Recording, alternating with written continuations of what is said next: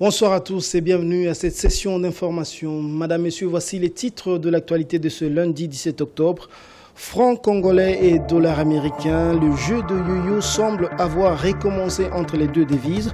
La devise congolaise semble se déprécier au profit du dollar américain sur le marché. À la une également, un tour dans la province du Kasaï. Géopolis a fait une escapade, notamment dans le chef-lieu Kananga, une ville chargée d'histoire d'un Congo glorieux des années 60. Je le disais en titre, fluctuation de taux de change à Kinshasa. La situation est un petit peu confuse chez les cambistes. La Banque centrale tente de rassurer, mais sur le terrain, la devise congolaise accuse une dépréciation. Elle s'échange entre 2000 et 2100 francs congolais pour $1. Selon l'endroit de la transaction, nous y reviendrons dans nos prochaines éditions avec force détail. Qu'est-ce qui est à la base de la faillite de certaines banques en RDC? Le sujet a fait l'objet de débats entre des députés nationaux, mais au-delà de la banqueroute des institutions financières, comment les épargnants peuvent récupérer leurs économies après une faillite de la banque? Dieudonné Boanali pour ce dossier de la rédaction. À cause du mauvais climat des affaires et des investissements, beaucoup de banques tombent en faillite en République démocratique du Congo, quelques années seulement après leur ouverture. Les grands perdants sont les petits épargnants dont la majorité peine à récupérer leur argent en devises ou en monnaie nationale dans les banques commerciales et sociétés de microfinance de la place. Le cas de la BIAC est très illustratif. Ceux qui arrivent à récupérer leur argent sont comptés au bout des doigts. À cela s'ajoutent des taux de remboursement inférieurs à ceux pratiqués sur les marchés officiels pour les épargnants en devises étrangères. À tout moment, on peut aussi saisir les dépôts notre gage sur décision de la justice. Il se pose alors un réel problème de protection des dépôts en RDC. Ce sujet qui est au cœur du débat parlementaire s'est invité à la fête lors de la session en cours. Quelques députés nationaux et même épargnants sont montés au créneau pour dénoncer cette situation qui touche aussi les petites et moyennes entreprises congolaises, moteurs du développement national. Je prends le cas de l'Est. Il y a une dizaine d'années, la plupart des épargnants, les banques, les microfinances, les coopératives d'épargne et de crédit ont multiplié de 20 millions pour le Nord et le Sud Kivu. Et jusque-là, on n'a pas vu la responsabilité de la Banque centrale. Quand vous comparez les autres pays du monde, la Banque centrale rembourse les gagne-petits. Et nous avons fait un plaidoirie. Je crois que même le président de l'Assemblée, vous avez la lettre de certains députés de l'Est pour demander à la Banque centrale de rembourser les gagne-petits. Il y a des gens qui ont $100 qui vendaient des braises et ils ont perdu leur argent. Et d'autre part, il faut que la Banque centrale prenne ses responsabilités. À un autre député national de délier sa langue. Mon intervention a porté sur quelques volets en ce qui concerne d'abord la protection des dépôts. Comme vous le savez, à tout moment, on peut saisir les dépôts, alors que le dépôt est un gage commun qui appartient à tous les épargnants. Donc il faut les protéger contre la justice, parce qu'il n'est pas normal qu'un des clients saisisse la justice et mette en péril toute l'épargne du public.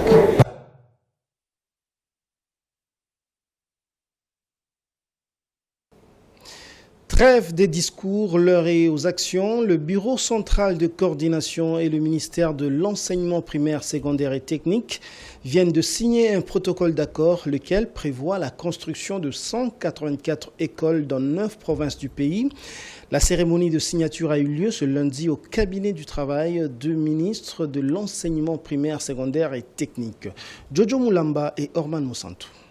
Ces protocoles d'accord signés entre le Bureau central de coordination et le ministère de l'enseignement primaire, secondaire et technique s'inscrit dans le cadre du programme de la gratuité de l'enseignement prôné par le président Félix Tshisekedi. Il vient donc atténuer l'impact positif de ces programmes, notamment l'accroissement du nombre d'élèves, car il vise la construction de nouvelles infrastructures scolaires pour accueillir de nouveaux élèves. Il était nécessaire justement de construire de nouvelles infrastructures pour accueillir l'excédent de nombre d'élèves qui sont apparus grâce à ce programme. C'est dans ce cadre justement que M. Benoît signe un protocole d'accord avec son excellence M. le ministre de l'EPST pour pouvoir construire à peu près aux environs de 154 écoles pour pouvoir absorber cet excédent. La construction de ces infrastructures scolaires va s'opérer dans 9 provinces du pays et les ouvrages seront livrés entre mi-juin et décembre 2023. Pour le moment, nous avons 9 provinces. En fait, ce sont les 9 provinces pour lesquelles la Banque mondiale avait appuyé la gratuité. Donc, des mémoires, nous avons la ville-province de Kinshasa, le Congo central, Sankourou, Kasaï oriental, Kasaï central, province de l'Équateur, Kwilu et Kwango. Du reste, le BCECO garantit son sérieux et sa capacité à mener jusqu'au bout la mise en œuvre de ses projets de construction. Pour y parvenir, il sollicite l'accompagnement des services du ministère de l'EPST. Le pont Lemba Matete à Kinshasa est désormais ouvert au public. C'est le Premier ministre Sama Lukonde qui a procédé à son inauguration. La réalisation de cet ouvrage rentre dans le cadre du programme Kinshasa Zéro Trou lancé par le gouvernement en 2021. Un appel au bon usage de cet ouvrage a été lancé aux bénéficiaires de ce pont par le chef du gouvernement. Les détails avec Fiston Oleko. Les travaux de construction de ce pont Matete Lemba ont été financés par le Trésor public à hauteur de 643 734,19 $ américains et ont duré 6 mois, soit d'avril à septembre 2022. Longtemps coupé à la circulation, ce tronçon routier compris entre le croisement des avenues Bypass et Mobutu et l'entrée Kwenge, jadis dans un état laissant à désirer, a reçu une cure de jouvence avec un pont imposant sur la rivière Matete. Pour le Premier ministre qui a inauguré cet ouvrage, la construction de ce pont est une réponse aux différentes demandes de la population exprimées notamment lors de la visite d'itinérance effectuée par le président de la République récemment. Et comme vous le savez, dans le cadre du programme Kinshasa Zéro Trou, qui est suivi au niveau du ministère d'État, ministre des Infrastructures, nous avions lancé ces travaux pour assurer non seulement les routes secondaires, les liaisons en fait, pour une bonne circulation au niveau de Kinshasa, mais aussi des routes praticables et sans trou. Ici, c'est la suite de ces travaux qui ont été lancés et qui se matérialisent ces jours.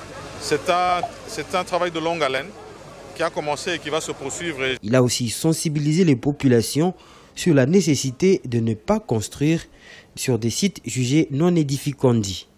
C'est aussi pour moi une occasion de sensibiliser notre population sur ces zones où il est interdit de construire et où malheureusement nos compatriotes sont parfois induits en erreur par nos propres services qui doivent être en principe punis lorsque c'est le cas, où on construit sur des lits de rivières et causant justement ces inondations et ces problèmes de circulation d'eau. Donc j'ai sensibilisé ces deux bourgmestres, comme vous le savez, c'est la commune de Matete et de Lemba qui vont être réunis ici pour qu'ils puissent aussi sensibiliser la population. Les populations riveraines ont à leur tour salué la réalisation de ce projet. L'exécution de travaux a été assurée par le groupe Sestari Sokeriko. Le contrôle a été effectué par le bureau d'études, groupe d'études et d'intervention et de l'OVD comme maître d'ouvrage délégué. Autre chose à présent, va-t-on vers une refonte complète des lois sur la liberté d'expression en RDC? En attendant que le pouvoir judiciaire et législatif se déterminent sur la question, le gouvernement a déjà donné le temps. L'exécutif central a remis sur la table la discussion sur les modalités d'exercice de la liberté de presse. C'est le premier pas vers la salubrité médiatique recommandé par le président de la République. Suivez. De cette dernière vient marquer le premier pas de la marche vers la salubrité médiatique recommandée par le président de la République au cours des États généraux de la communication et des médias. Cette loi vise aussi à conformer les secteurs des médias à l'évolution des nouvelles technologies de l'information et de la communication et à encadrer, entre autres, l'exercice de la presse en ligne. Aussi, ces textes apportent-ils les innovations et adaptations suivantes? L'extension de l'objet de la loi à la liberté d'information et d'émission par la radio et la télévision, la presse écrite ou tout autre moyen de communication en République démocratique du Congo, conformément à l'article 24 de notre Constitution. la garantie de l'exercice d'une presse réellement libre, partenaire au développement, la jouissance effective du droit constitutionnel à l'information pour tout Congolais, comme l'ont soutenu les professionnels des médias, les acteurs sociopolitiques et ceux de la société civile dans les rapports généraux des États généraux de la communication et des médias tenus en janvier 2022 sous la présidence du président de la République sur les réformes légales et institutionnelles du secteur de la communication et des médias. Le bureau provincial du syndicat national des médecins a, au cours d'un conseil extraordinaire, rejeté la demande du gouvernement de suspendre la grève actuellement observée dans les hôpitaux publics. Le Sénamed considère la requête du gouvernement comme un manque de considération à l'égard du médecin congolais. Patience Lokeke et Edouard Fonda. Il était question de statuer sur les différents avis issus des assemblées générales organisées par les membres de leur structure médicale. Chaque représentation du Sénamed dans les hôpitaux publics s'était réunie pour se prononcer sur la trêve demandée par le gouvernement à l'issue de la rencontre Bibois 2. Les médecins des services publics de l'État, membres du Sénamed, ont rejeté à l'unanimité la demande de la trêve du gouvernement qui est perçue par eux comme des manœuvres dilatoires qui frisent un manque de considération à l'égard du médecin congolais par le gouvernement de la République. En attendant la compilation nationale des autres provinces, les médecins de Kinshasa se réservent le droit de se prendre en charge dans une autre manifestation dénommée Acte 3, dont les détails seront communiqués. Les blouses blanches exigent de l'exécutif le respect des engagements pris par lui-même dans l'accord du 3 août 2021 et aussi l'amélioration des conditions socio-professionnelles. Un tour en province, nous sommes dans la ville de Kananga, en plein centre de la RDC, où Géopolis a fait une escapade. Le chef-lieu de la province du Kasaï, promis à être une des places fortes du pays, est chargé d'histoire d'un Congo glorieux des années 1960. Je vous propose de suivre cet élément de Gisèle Malamba et Orman Mosantou.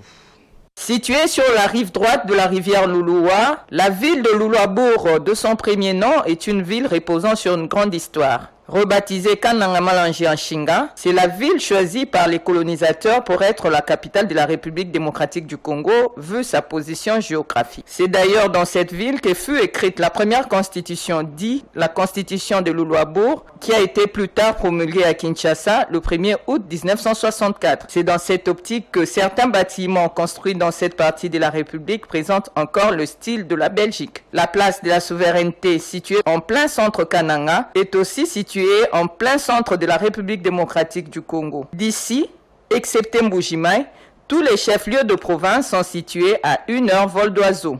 Bien qu'historiques, la plupart de ces bâtiments sont encore en état de délabrement très avancé. Et c'est grâce à un protocole d'accord signé récemment avec le Bureau central de coordination BCECO et le gouvernorat du Kasaï central sur la réhabilitation et la modernisation de la voirie urbaine et aussi de ce bâtiment, Kananga Malangi en Shinga va revêtir sa plus belle robe dans peu de temps.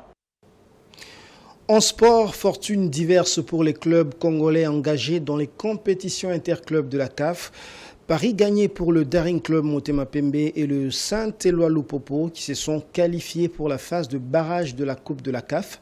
Le tout-puissant Mazembe en revanche cale. Les Corbeaux se sont reversés dans la deuxième compétition africaine. Blest Kouzola.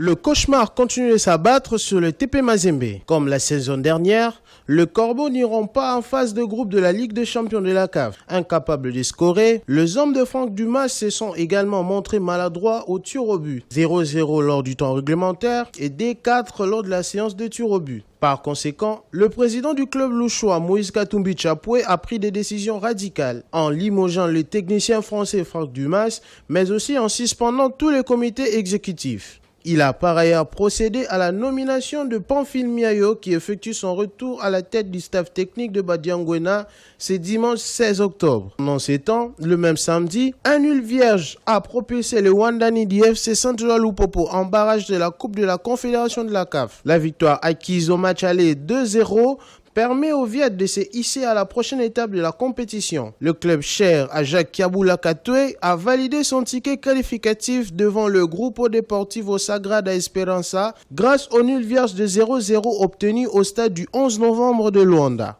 De son côté, Le DCMP renverse le Saint-Michel 2-0 et se qualifie à l'étape de barrage de la Coupe de la Confédération de la CAF. Jonathan Ikangalombo et Mpiana Mozizi ont été les buteurs de la rencontre. L'AS Vita Club, pour sa part, a ramené un match nul vierge de 0-0 pour le premier acte face au Rail Club Kadiogo du Burkina Faso. Les plus durs restent à venir car le Vert et Noir viendront jouer leur chance le jeudi 20 octobre prochain à Kinshasa. Place à présent à la page internationale.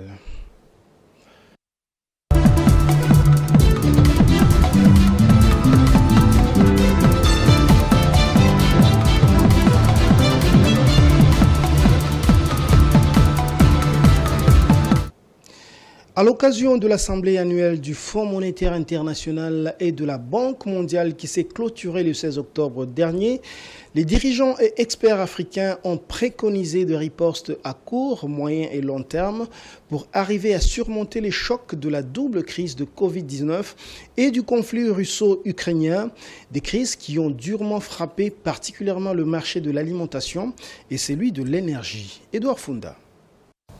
Afin de faire face à la double crise alimentaire et énergétique qui frappe actuellement le monde et parvenir à une résilience, le continent africain doit davantage travailler sur des projets énergétiques et alimentaires novateurs.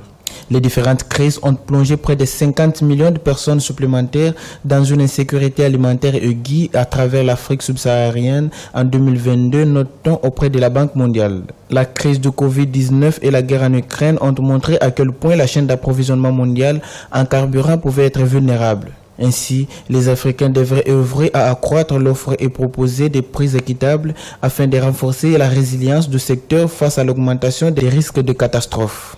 La montée des cours des produits alimentaires et des hydrocarbures reste une question qui préoccupe actuellement tous les pays, notamment ceux africains.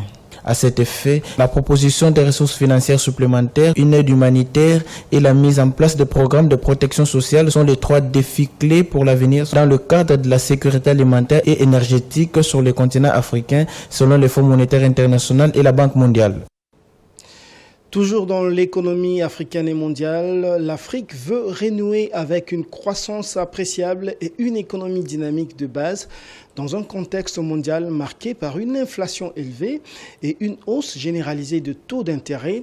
Des discussions ont été tenues par des dirigeants et des décideurs de la sphère économique mondiale à l'occasion des assemblées annuelles du FMI et de la Banque mondiale. Edouard Funda.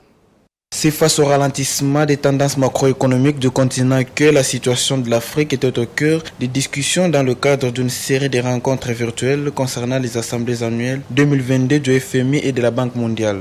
Il était question d'opportunité dans une période de turbulence d'évaluer les perspectives pour le continent tout en réfléchissant à une meilleure manière de répondre aux nouvelles menaces auxquelles sont confrontés les pays en développement. Les questions sécuritaires, économiques, climatiques ont entre autres été soulevées accompagné des mesures pouvant favoriser une reprise normale des cours mondiaux sur le continent. Les perturbations de la guerre russo-ukrainienne ont porté les besoins de financement supplémentaires du continent pour la période 2020-2022 à 432 milliards de dollars et environ 22 millions d'emplois ont été perdus à cause de la pandémie du Covid-19. Réduire la menace croissante que représente le changement climatique pour les populations et les moyens de subsistance en Afrique nécessite également la résolution de la question sécuritaire du Sahel et ses environs pour une Afrique plus prospère. Dans cet environnement difficile, les dirigeants doivent s'efforcer à réduire les facteurs de vulnérabilité pour renforcer la résilience. Une croissance qualitative s'avère à cet effet indispensable pour la stabilité de la région et les mesures prises devront créer les conditions d'une reprise durable en Afrique.